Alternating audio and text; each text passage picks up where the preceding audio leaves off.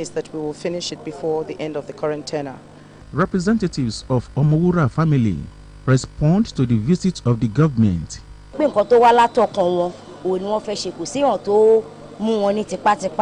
All wala to kon pé wọ́n fẹ́ ṣe ni inú gbogbo wa pátápátá gbogbo àwa ẹbí pátápátá àwọn ọmọ Àyìnlá pátápátá títí kan last born wa nínú wa dùn pé wọ́n náà máa bá wa ṣe. Inú mi dùn sí tí mo tiẹ̀ ti gbọ́ bá inú mi dùn gan lọ́wọ́ ràn wọ́n lọ́wọ́. Record that late Alhaji Ayinla Omowura was in 39 years ago murdered at a relaxation center located at Agoka, but gave up the ghost before getting to General Hospital, Ijaye, Abeokuta.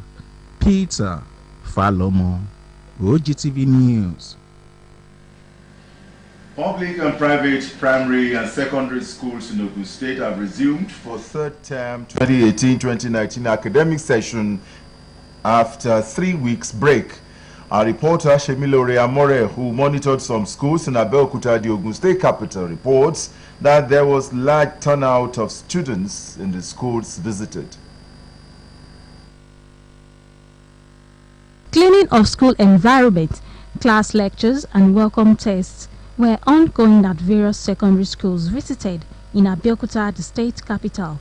And I hope you are prepared for this new session. Yes. That's very good.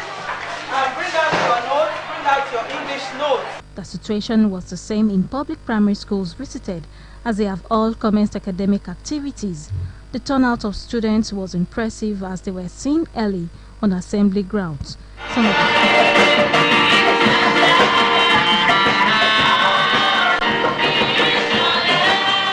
Some of the students comment on their goal for the new academic term.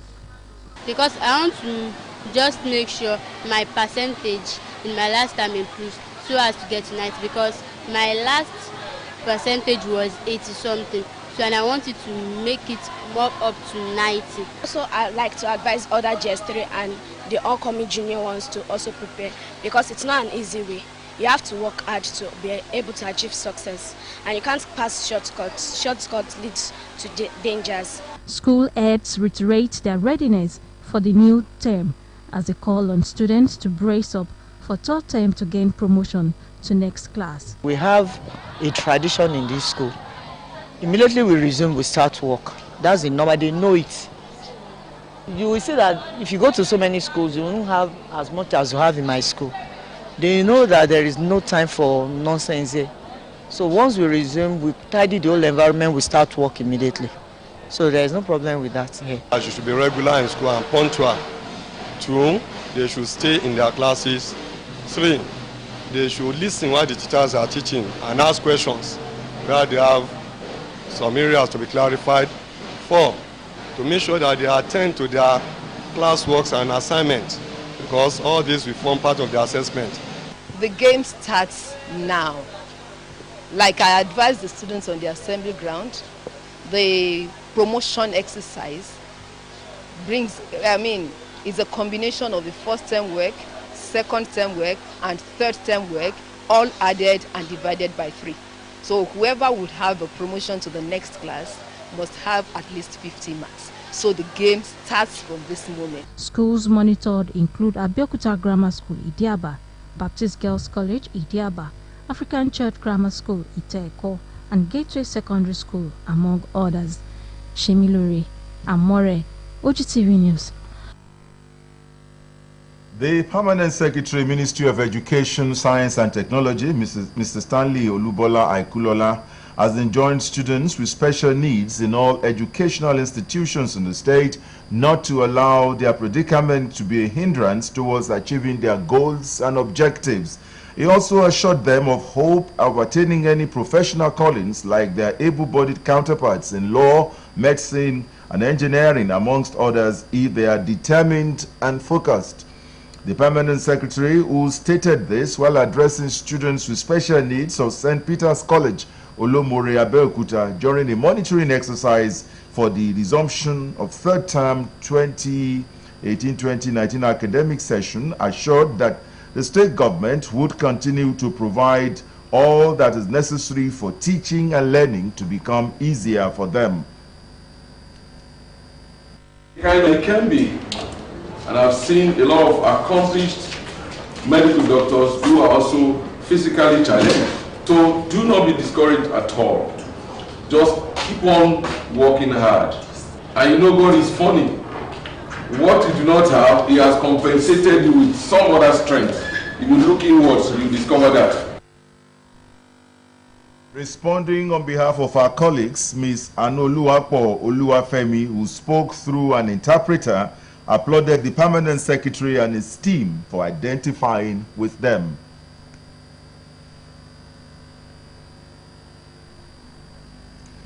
Ogun State Cooperative Movement has never had it so good and smooth before the administration of Governor Bikunle Amosun came on board.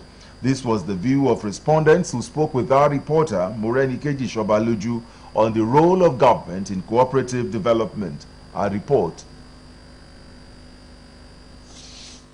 Across the Federation, there exists a cooperative movement is an autonomous association of persons united voluntarily to meet their common economic, social and cultural needs. The movement is usually a jointly owned and democratically controlled enterprise and has existed for decades. To an extent, the significance of the government contribution towards the growth of cooperative society cannot be swept under the carpet. As a matter of fact, the government has been doing a lot in ensuring that cooperative movements become very active, particularly when it comes to payment of loans to individuals or corporate bodies that have shares with them. We also ensure that the interest rate being paid by a cooperative body does not exceed 10%. It's very difficult to get this wonderful percentage, particularly in banks and other financial institutions. According to the Ogun State Commissioner for Community Development and Cooperatives, Honorable Gbenga Ademosho, meaningful reduction on dependency rate has been recorded in the state. Without being registered with the state, there is no way they can get fund or financial assistance from either central bank or even government projects. Over 12,000 registered cooperative societies are currently operating in the state under the umbrella body of the Ogun State Cooperative Federation, OSCOFED. The primary society is the society, the secondary society is what we call the union. That one, we have over 400 union in the state. Attributing the growth and development of cooperative in Ogun State to loan intervention, President Ogtv Alhaji Abdulrazak Balogun describes the role of Governor Bikunle Amosun's administration as a saving grace. In 2011, Bikunle administration gave a revolving loan of just 1-digit interest to the Ogun State Cooperative Federation, up to 25 million then. In 2015, he gave us another 21 million. In 2017, he empowered us with another 25 million to loan our members. Capital and Debt Trap reports that cooperatives tend to have a longer life than other types of enterprise and thus have a higher level of entrepreneurial sustainability. Morenikeji Shobaluju, Ogtv News.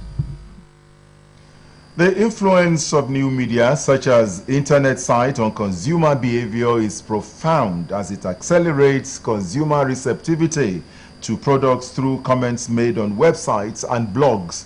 In this special report, Idowu Fabajo takes a look at the role of internet advertisement in shaping buying habits. He has the details in this package. Added significantly to media's ability to influence consumers, there are thousands of websites from both commercial and private sources hawking everything for sale, while consumers still retain a bit of guarded concern on those commercial entities they know are out for a buck. They tend to be swayed and a bit more open to entreaties from bloggers and forum posts, which they typically view as unbiased third parties. Taking a look at the role and effect of internet advertisement in shaping buying habit, it should be noted the consumerism adage, buyer beware, is needed more than ever, with fewer controls in place to scrutinize what's respectable or true. It has really helped both the buyer and the seller, because you could see that people, mere seeing the advertisement online, it will trigger the buying habit, and it encourages the producers to produce more.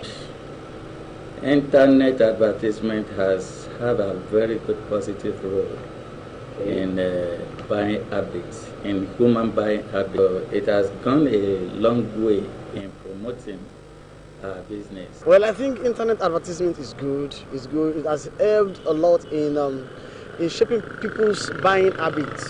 You can choose many products from, and you can compare prices before you even go for whatever you want to. So this advertisement has helped a lot in deciding what to buy, what to purchase, and how to go about getting it. To the respondents, advertisements are not inherently bad, but many use manipulative tactics that influence in ways people don't realize. They explain how manipulative adverts work, the problems they cause, and what can be done to avoid these negative consequences. Everything with good, surely we have a side. You just cut your clothes, not according to the size, but to the materials at hand. So you know that I have a $5, 5 naira, and then they are showing me a goose of 5 naira. You must know that you shouldn't spend the whole 5 naira on that goose. It is only a prodigal son that will go for what he doesn't need or what he doesn't want. This same internet teaches us how to manage our money, how to manage ourselves. But buying what you don't want because of adverts, that is very much wrong to me, in my own perspective. So every advantage, there is always a disadvantage. But the side effects that people will not choose to buy things on impulse. But whatever they see on the internet may quickly catch their fancies and opt in for it immediately. The internet has become a popular advertising platform because marketers found that it possesses greater flexibility and control over the advertising materials. Ido Fabaju, Ogtv News. Still to come in the news, President Muhammadu Buhari greets Muslims as Ramadan commences. More news and reports after this break. It's up to us, all of us. The safety of our communities is in our hands. The police need our help and support. Boko Haram threatens our lives, our future, our country. But Nigeria belongs to us. God has blessed us with this rich land. Let us protect her as we protect each other. Report any criminal activity. Call these numbers. Your call is anonymous, and it is vitally important. Your support so far has been critical. Continuing it will make all the difference between a Nigeria of the fearful and a Nigeria of the free. Protect each other, for we are not terrorists. We are Nigerians. A message from the State Security Service.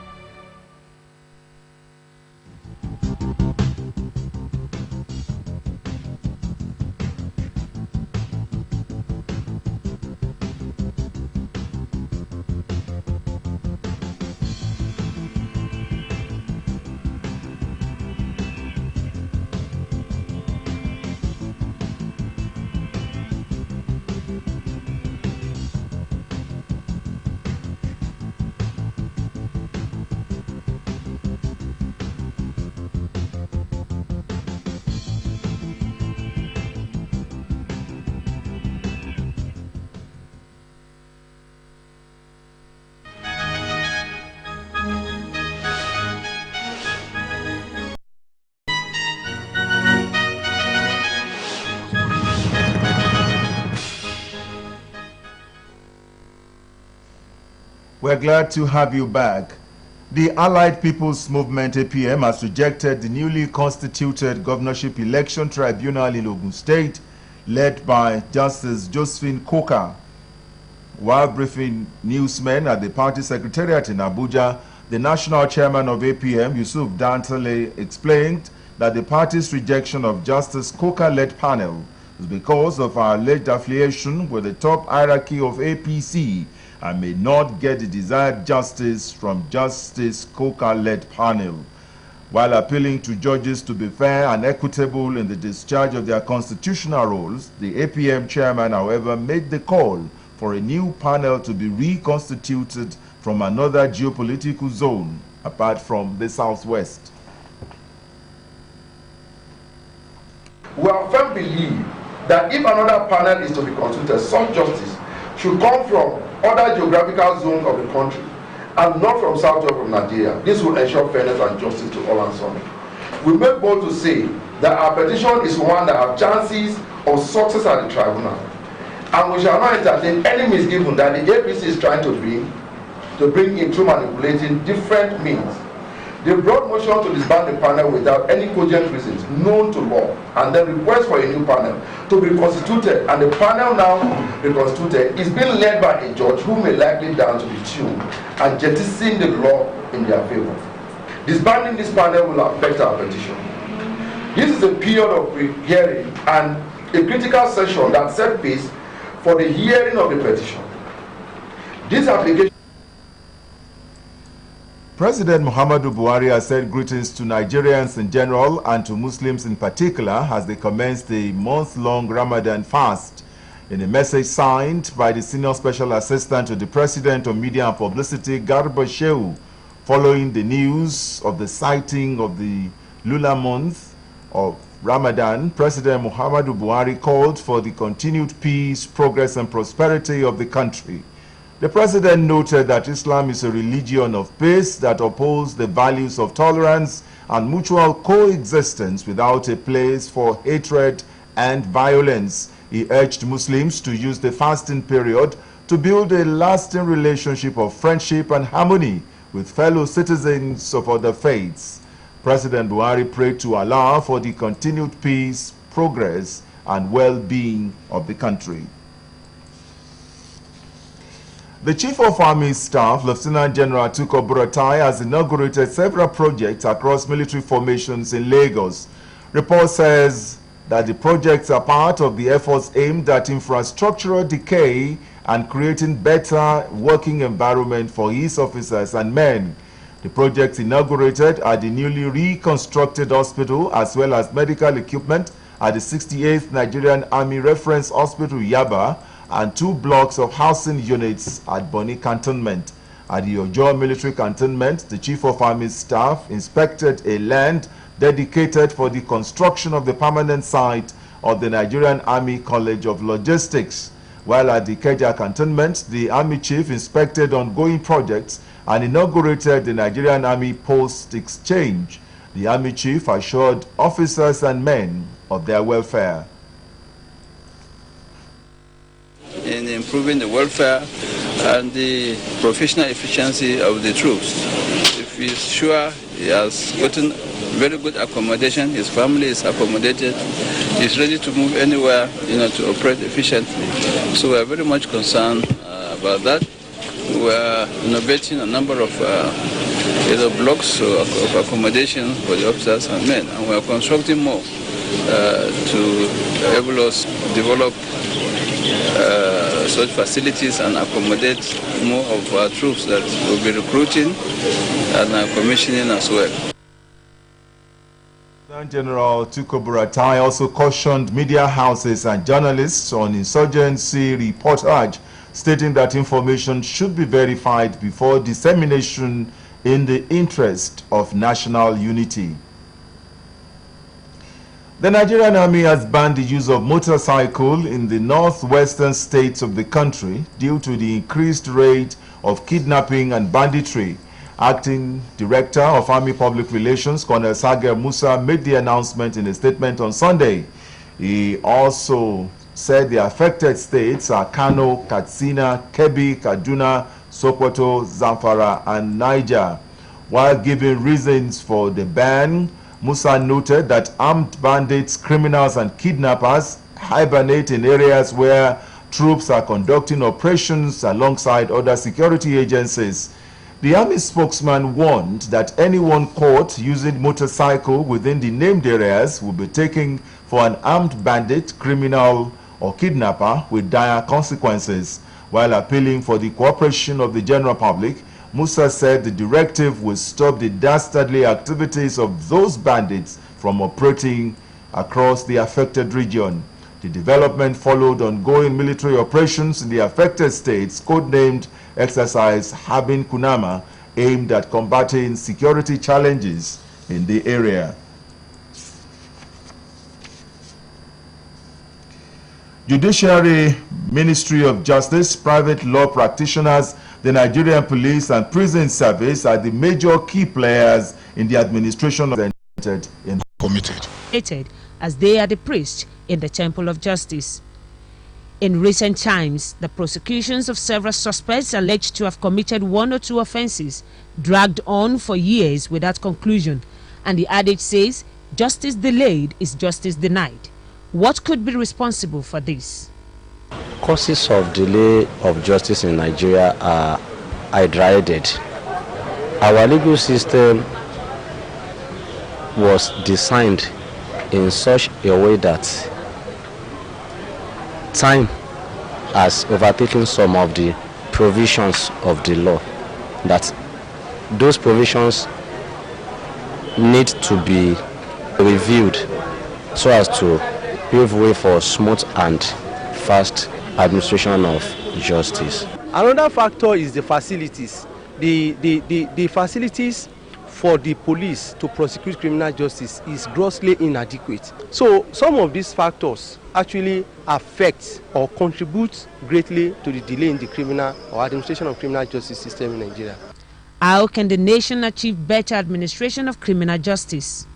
We can achieve better administration of criminal justice in Nigeria if government pays adequate attention to the society, to the prison, and to the court.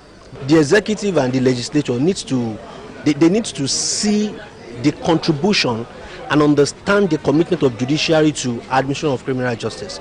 Our judges are working. Let's be sincere with ourselves. Lawyers are even trying. But we need more resources.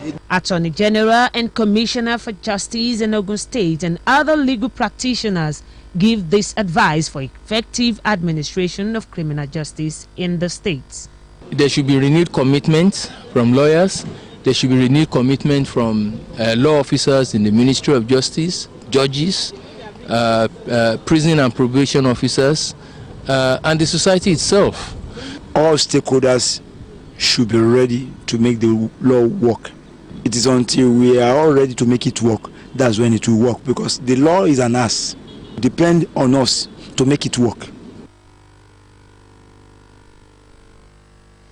The federal government, through the newly inaugurated Financial Intelligence Unit NFIU, which was excised from the Economic and Financial Crimes Commission, set June 1st, 2019 as the take-off date of the new order, making it compulsory for all local government allocations to go straight to their respective bank accounts. The decisions are contained in the guidelines released by the NFIU after a lengthy meeting with officials of commercial banks in Abuja. The notice, entitled Guidelines to Reduce Vulnerabilities Created by Cash Withdrawals from Local Government Funds Throughout Nigeria, effective from 1st of June, is said to have been prompted by threats by the international financial watchdog to sanction. The NFIU warned banks to comply with immediate effect, saying that any of them that flouts the order would be sanctioned. The Abuja Division of the Federal High Court has refused to grant an ex parte order to stop President Muhammadu Buhari from swearing in Justice Tanko Muhammad as the substantive Chief Judge of Nigeria. The court, in a ruling that was declared by Justice Nyangekwo, fixed May 13 to enable President Buhari, the Attorney General of the Federation, the National Judicial Council (NJC), as well as the Federal Judicial Service Commission (FJSC) to adduce reason why Justice Muhammad should not be declared to take over the leadership of the judiciary. It will be recalled that President Buhari had on January 25th appointed Justice Muhammad to replace the former Chief Justice of Nigeria, Justice Walter Onogen, who was suspended from office over the allegation that he breached the Code of Conduct for the declaration of his assets as prescribed by law. Justice Onogen was eventually convicted on the 18th of April by the Code of Conduct Tribunal, the CCT, in Abuja, which found him guilty on all 6-count charge. President Buhari had since extended Justice Tanko Mohammed initial 3 months tenure as the acting Chief Justice of Nigeria based on Nigeria Judicial Council recommendation.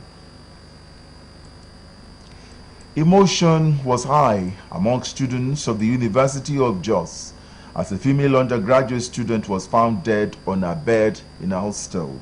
The 22-year-old student, identified as Mercy Nan, was said to be missing for 2 days before she was discovered dead in her room. Plateau State Police Command confirmed the sad incident on Monday in a press statement. The statement said the incident was reported to Agwaorogo Police Station, Plateau State Command, Jos, by the Security State Department of the institution. The statement signed by the Police Public Relations Officer, DSP Tena Teopio, said some students of the institution raised alarm over an unusual odor coming out from room 23 Zion Hostel in Araguta, University of Jos. Preliminary investigations further revealed that the late student was reported missing by her parents to the Security Department, University of Jos, on the 3rd of May 2019. Meanwhile, the detectives of the Plateau State Police Command have since commenced investigation to unravel the mystery behind the unfortunate death. You are watching Ogtv News. Up next is the business segment of the news. Stay with us.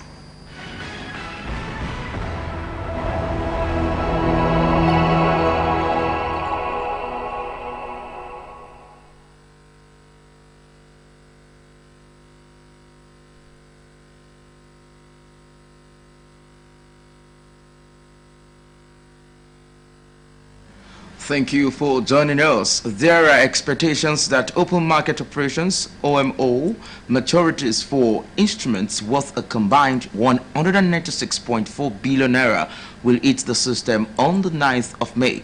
This, according to dealers, should enhance system liquidity and consequently result in the Central Bank of Nigeria, CBN, announcing an OMO auction at the start of the week, especially given the long position of the system, 141.8 billion naira. The absence of an open market operations on Wednesday caused a demand across the entire yield curve of treasury bills. Also, the T-bills market, according to dealers, traded on a bullish note as a result of ample liquidity in the morning market during the trading day. The Nigerian National Petroleum Corporation said that it transferred 153.01 billion naira into the Federation account in January this year. From January 2018 to January 2019, the Federation and Joint Venture Cash Call accounts received 905.45 billion naira and 658.66 billion naira respectively. Under the column of naira payments to the Federation accounts, according to a statement, the corporation said its trade surplus rose to 15.04 billion naira in January from the 12.13 billion naira posted by the corporation in December 2018. The Group General Manager, Group Public Affairs Division, NNPC, Mr. Undu Ugamadu, said the corporation's monthly financial and operations report for January attributed the positive financial position to the improved performance of its upstream subsidiary, Nigerian Petroleum Development Company. The growing adoption and investment in financial technology has earned 11 deposit money banks about 124.5 billion naira revenue from electronic transactions in 2018. Nigerian banks have contributed to introduce digital products into the financial sector and their operations, organizing hackathons in order to develop tech solutions to address problems in the industry, sponsoring innovation competitions, and introducing chat, BOT, and WhatsApp banking to improve user experience. All these are believed to have contributed to the growth experienced in the revenue from electronic transactions by the banks.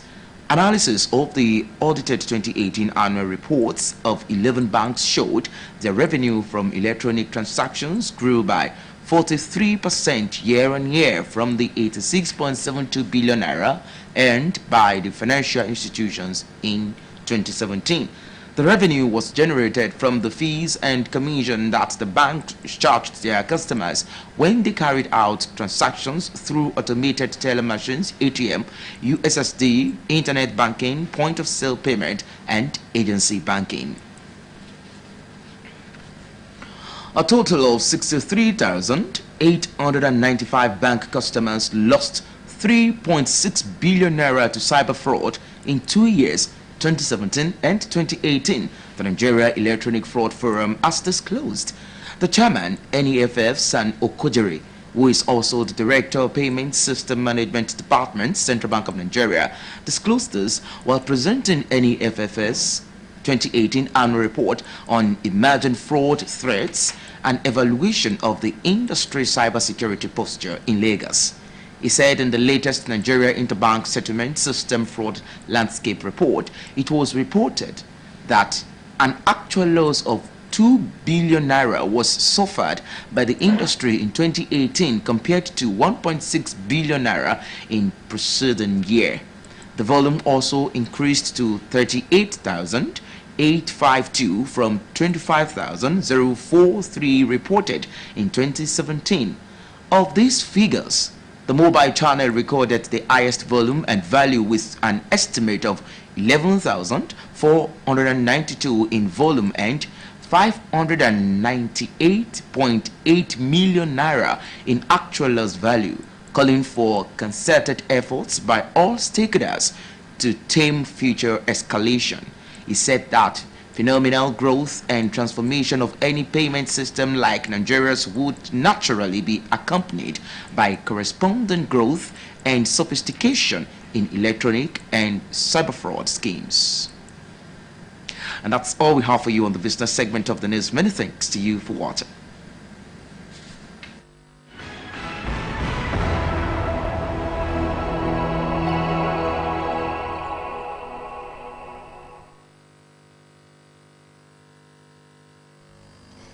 We're glad to have you back now to some foreign stories, and congratulations to the royal family. The Duke and Duchess of Sussex, better known as Prince Harry and Meghan Markle, on Monday welcomed their first child, a boy, the first interracial baby in the British monarchy's recent history. The newborn is seventh in line to the British throne behind Harry. It is not clear whether the child will receive a royal title like those bestowed on the three children of Prince William, Harry's older brother, and William's wife, Catherine. Buckingham Palace said in a statement that Meghan gave birth at 5:26 a.m. and the newborn boy weighed 7 pounds and 3 ounces. Harry, 34, and Meghan, 37, have shaken up the royal family in a number of ways. The Duchess is an American and a former actress, and their wedding last May featured Hollywood celebrities. To Africa, a fuel tanker lorry has overturned and exploded near the airport in Niger's capital Niamey, killing at least 58 people. Authorities say many of the victims had gathered to collect fuel after the vehicle overturned close to railway tracks. Another 37 people were injured in the explosion late on Sunday evening. President Muhammadu Issoufou had traveled to visit some of the injured in the hospital. The latest accident happened on the RNI road that links the Diori Hamani International Airport near me.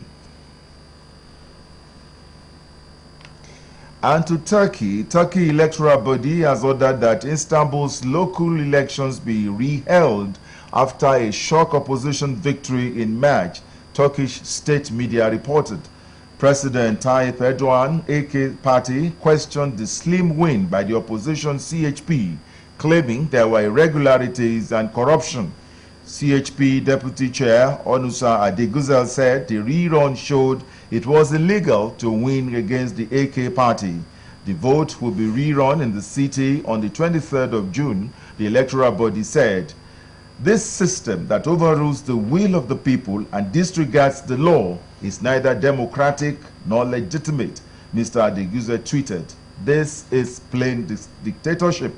CHP candidate Ekrem Imamoglu was officially confirmed as Istanbul's mayor by the authorities in April.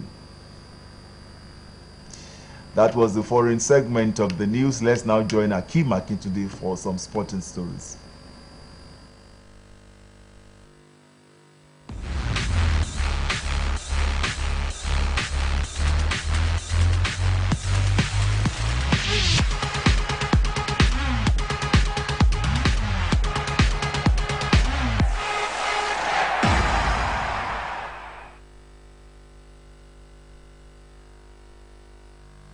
Welcome to the sports segment of the news. Anthony Joshua has warned Deontay Wilder and Tyson Fury the risk facing a better version of him if frustrating fight negotiations drag on.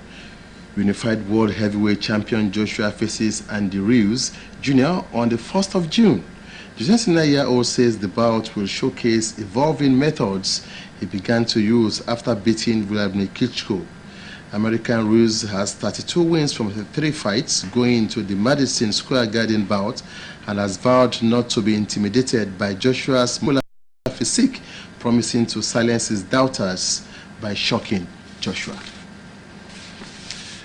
And to tennis, former world number one Roger Federer has returned to third in the ATP rankings released on Monday, replacing Alexander Zverev after the reigning champion was knocked out of the Munich Open at the quarterfinal stage.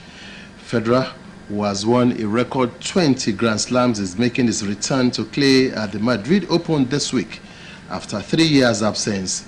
Elsewhere, Stefanos Tsitsipas takes a ninth spot from American John Isner following the Greeks' victory at the Estoril Open. Novak Djokovic remains first ahead of Rafael Nadal to mark the Serb's 258th week as world number one, a record only bettered on 4 occasions in the past. And from the world of football, Liverpool forward Mohamed Salah and Roberto Firmino will miss Tuesday's Champions League semi-final second leg with Barcelona through injury. Salah left the pitch on a stretcher after an aerial collision with Newcastle goalkeeper Martin Dobrakava during Saturday's 3-2 win. Manager Jurgen Klopp said concussion will keep Salah out as Liverpool look to overhaul a 3-0 deficit at Anfield. Firmino missed the win over Newcastle with a muscle injury.